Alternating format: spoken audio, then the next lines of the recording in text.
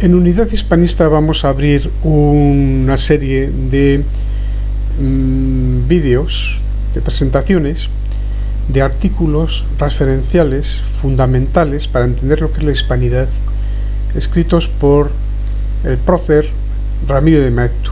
Ramiro de Maeztu, paisano mío de Vitoria y referencia esencial de intelectual olvidada, referencia olvidada y ocultada por los herederos de la República, los herederos de la descomposición, los herederos de la disolución de la hispanidad, los herederos de las luces de Voltaire. Pues Ramiro de Maeztu escribió artículos esenciales para entender lo que es la hispanidad, entender lo que somos los españoles, entender nuestra naturaleza, nuestro origen, nuestra pertenencia, nuestro sentido de identidad, nuestra cosmovisión antropocéntrica, antropológica. Y sin la comprensión del mensaje de Ramiro de Maeztu no seremos capaces de entender realmente la esencia del por qué hemos perdido lo que fuimos y estamos en situación penosa de caída en vertical en nuestras esencias y de nuestro destino colectivo. El 18 de diciembre de 1931 en Renovación Española, en la revista Renovación Española, que dirigió Ramiro de Maeztu, escribió la pieza que hoy presentamos aquí y que leo y que invito a ustedes a tener el documento en sí, que lo encontrarán en la Biblioteca Nacional. Les dejo con esta pieza tan importante para que ustedes vayan viendo cuál es el origen del pensamiento de Ramiro de Maeztu y por qué le asesinaron. Sin juicio, claro.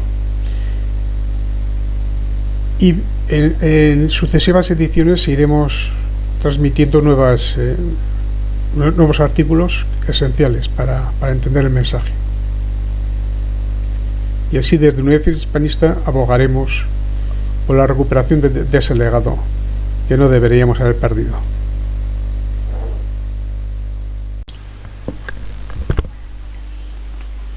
La hispanidad. Ramiro de Maeztu.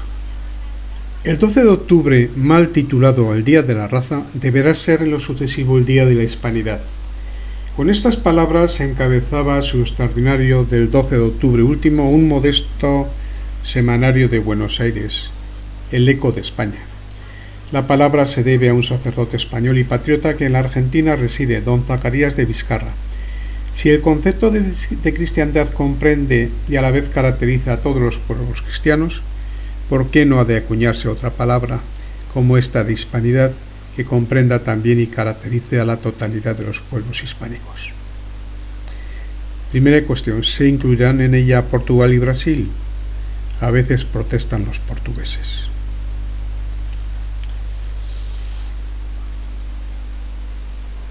Veamos hasta qué punto caracteriza a los hispánicos. La hispanidad, desde luego, no es una raza. Tiene razón el Eco de España para decir que está mal puesto el nombre de Día de la Raza al del 12 de octubre.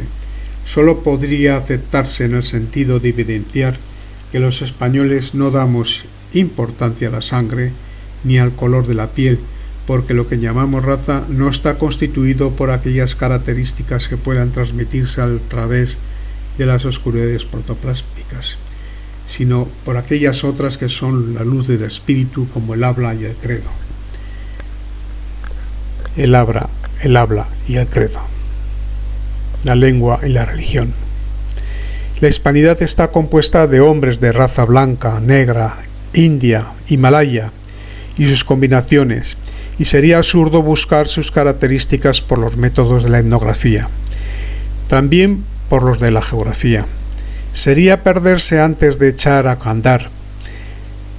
La hispanidad no habita una tierra, sino muchas y muy diversas.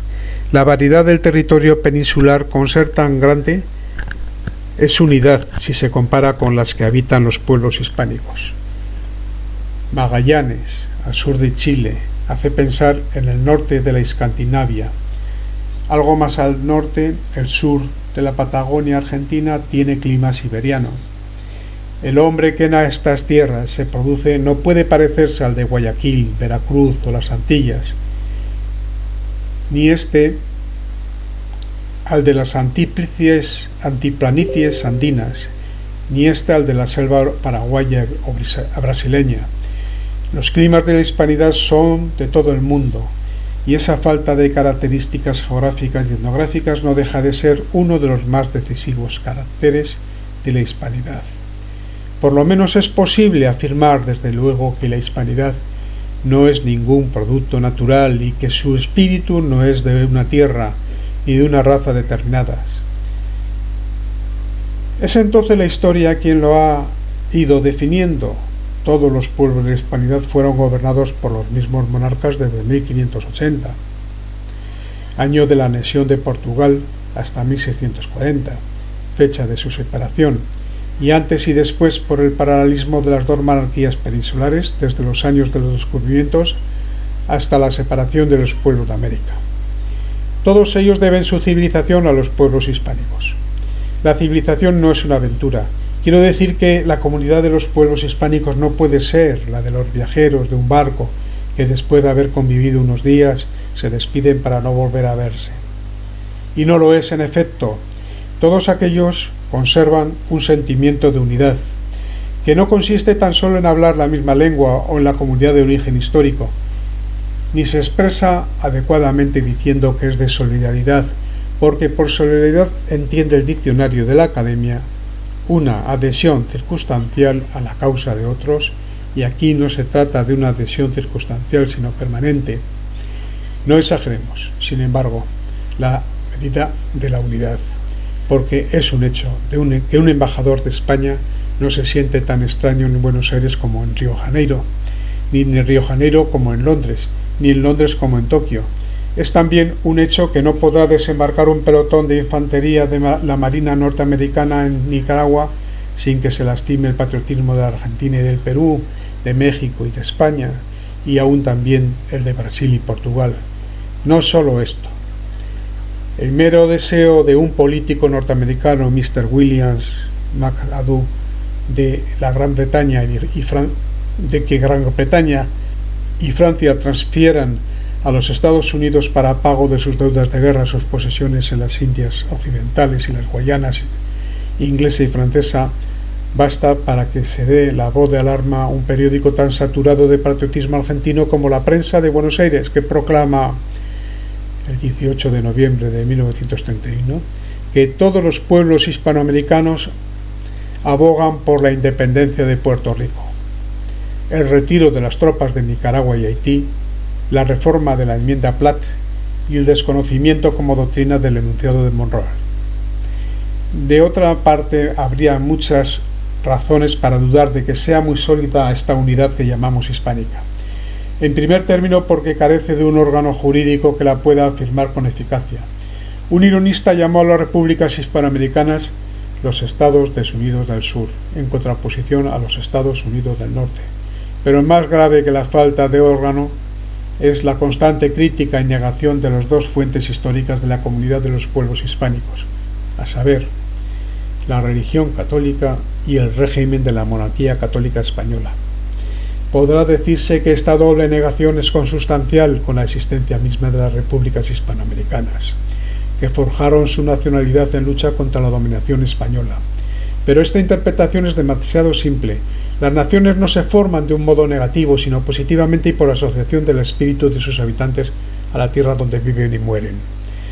Es puro accidente que al formarse las nacionalidades hispánicas de América prevaleciera en el mundo las ideas de la Revolución Francesa.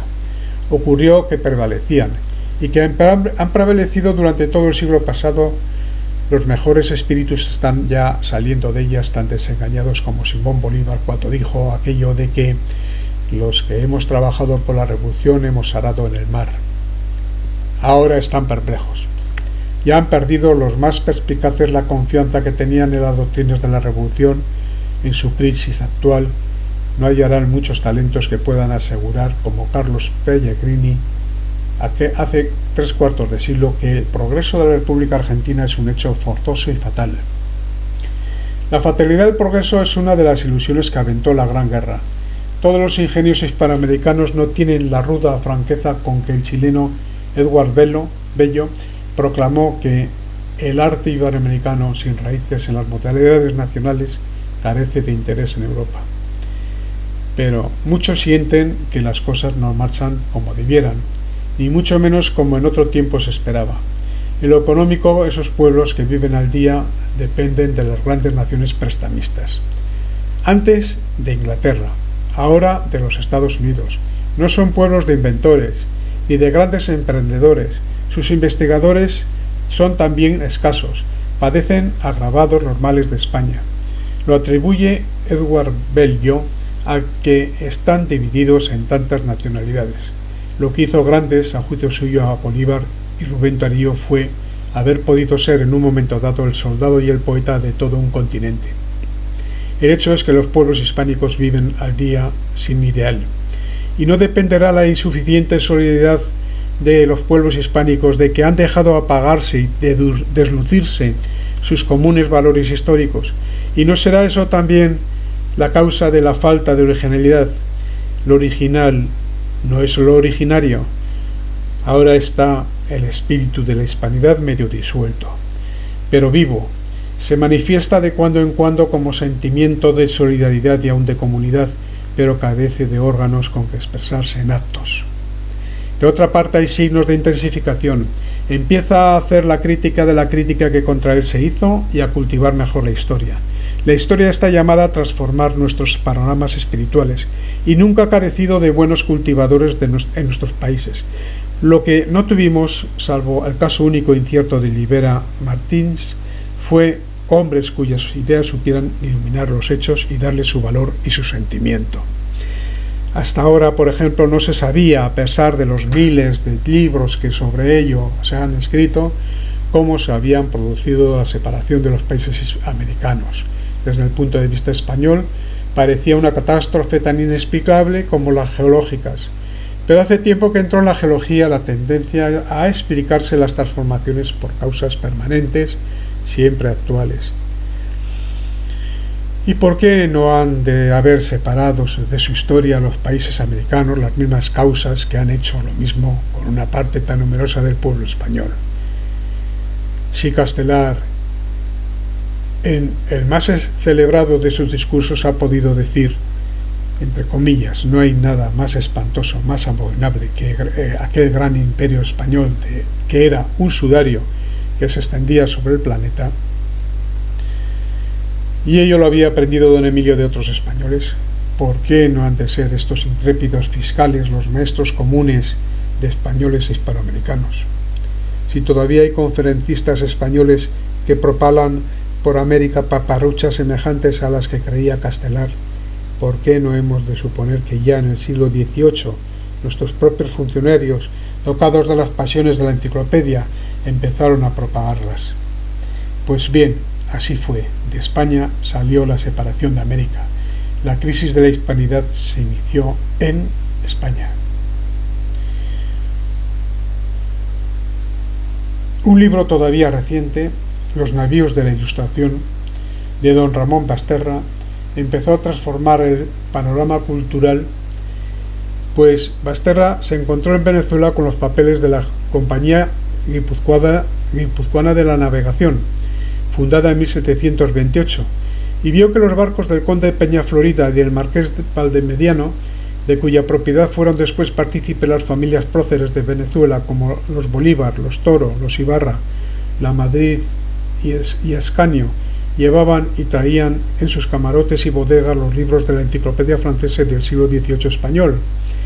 Por eso atribuyó Basterra la independencia de América al hecho de haberse criado Bolívar en las ideas de los amigos del país de aquel tiempo.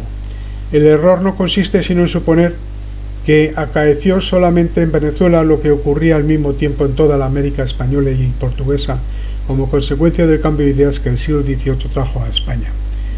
Al régimen patriarcal de la Casa de Austria, abandonado a lo económico, escrupuloso en lo espiritual, sucedió bruscamente un ideal nuevo de ilustración, de negocios, de compañías por acciones, de carreteras, de explotación de los recursos naturales.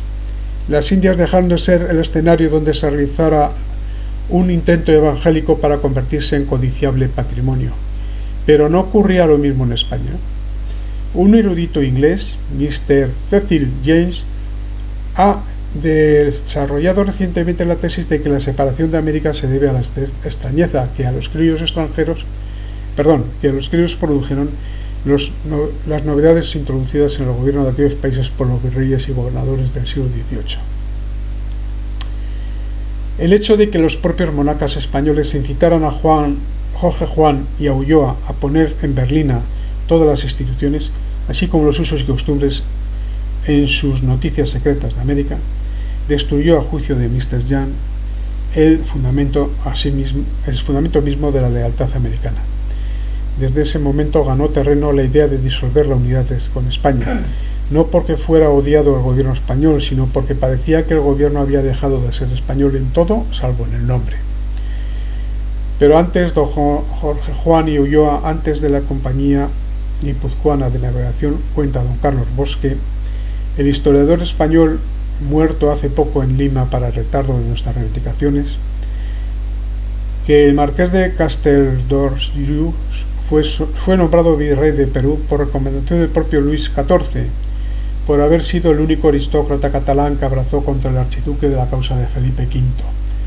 Casteldorus fue a Lima con la condición de permitir a los franceses un tráfico clandestino contrario al tradicional régimen del virreinato. Al morir Casteldorus y verse sustituido por el obispo de Quito, fue este procesado por haber suprimido el contrabando francés, que era perjudicial para el Perú y para el rey. El proceso culpa al obispo de haber prohibido pagar cuentas atrasadas del virrey. Es un dato que revela el cambio acontecido. Los virreyes empiezan a ir a América para pagar deudas antiguas. Así se pierde un mundo. Todos los conocedores de la historia americana saben que el hecho central y decisivo del siglo XVIII fue la expulsión de los jesuitas. Sin ella no habría surgido, por lo menos entonces, el movimiento de independencia. Lo reconoce con lealtad característica don Leopoldo Lugones, poco afecto a la retórica hispanófila. La avaricia del marqués de Pombal, que quería explotar en sociedad con los ingleses los territorios de las misiones jesuíticas de la orilla izquierda del río Uruguay, y el amor propio de la marquesa de Pompadour, que no podía perdonar a los jesuitas que se negasen a reconocerla en la corte una posición oficial como querida de Luis XV, fueron los instrumentos de que se sirvieron los jansenitas y los filósofos para tratar de acabar con los jesuitas. El conde Aranda, enérgico pero cerrado de mollera, le sirvió en España sin darse cuenta clara de lo que estaban haciendo, y decía entre comillas: hay que empezar por los jesuitas como los más valientes. Escribía d'Alembert y Châtelet, y Voltaire a Helvecio en 1761: destruidos los jesuitas, venceremos a la infame. La infame para Voltaire era la Iglesia. El hecho es que la expulsión de los jesuitas produjo en numerosas familias criollas un horror a España que al cabo de 6 generaciones no se ha desvanecido todavía.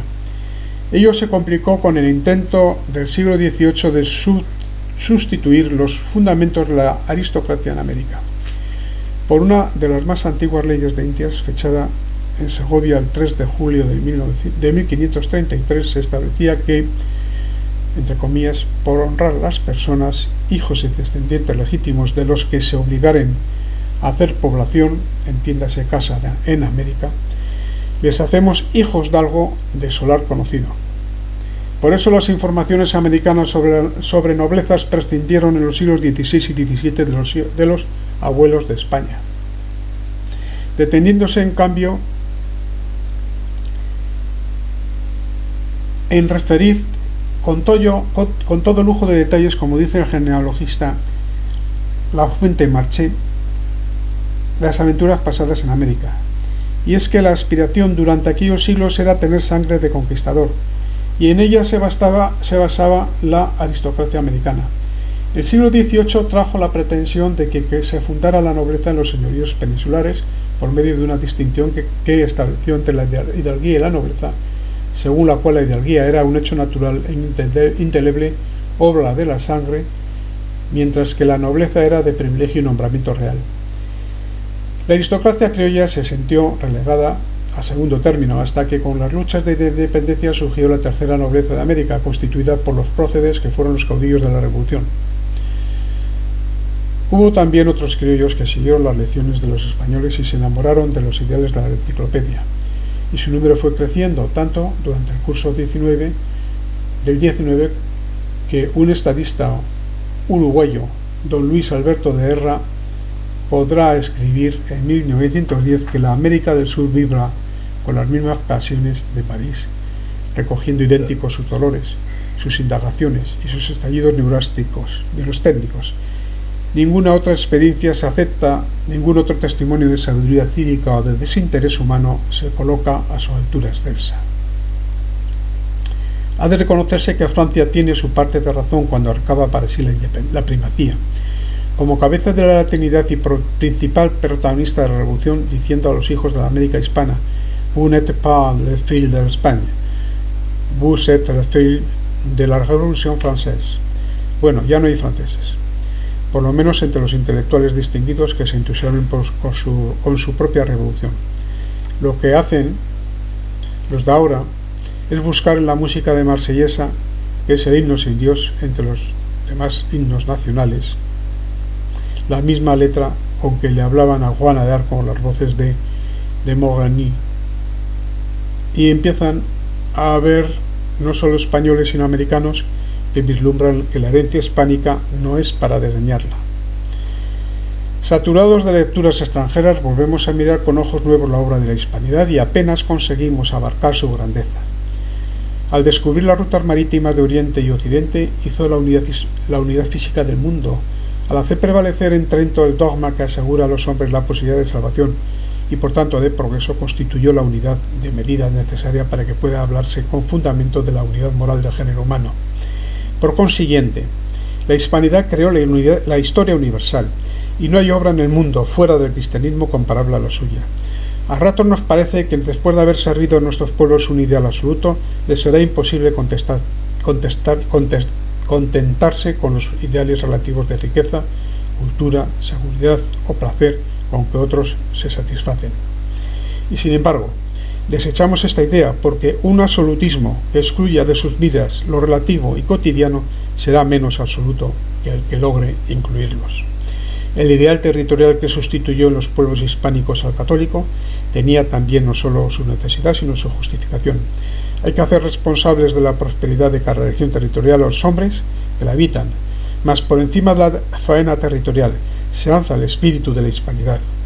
A veces es un gran poeta como Rubén quien nos lo hace sentir. A veces es un extranjero eminente quien nos dice, como Mr. Eliot Root, que yo he tenido que aplicar en territorios de antiguo dominio español leyes españolas y angloamericanas, y he advertido lo irreductible de los términos de orientación de la mentalidad jurídica de uno y otro país. A veces es puramente la amenaza de la independencia de un pueblo hispánico lo que suscita el dolor de los demás. Entonces percibimos el espíritu de la hispanidad como una luz de lo alto. Desunidos, dispersos, nos damos cuenta de que la libertad no ha sido ni puede ser lazo de unión. Los pueblos no se unen en libertad, sino en comunidad. Nuestra comunidad no es geográfica, sino espiritual. Es en el espíritu donde hallamos al mismo tiempo la comunidad y el ideal, y es en la historia quien nos lo descubre. En cierto sentido está sobre la historia porque es el catolicismo, Y es verdad que ahora hay muchos semicultos que no pueden rezar el Padre Nuestro o el Ave María, pero sí los intelectuales de Francia que están volviendo a rezarlos.